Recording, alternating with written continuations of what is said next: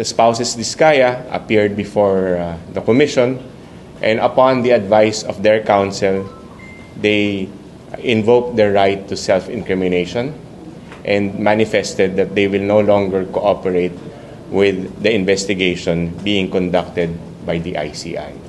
Basically, they explained that they were thinking that when they cooperate before the ICI, they will be getting a favorable recommendation from the commission as state witness. Marami naman tayong mapapagkuhanan ng information.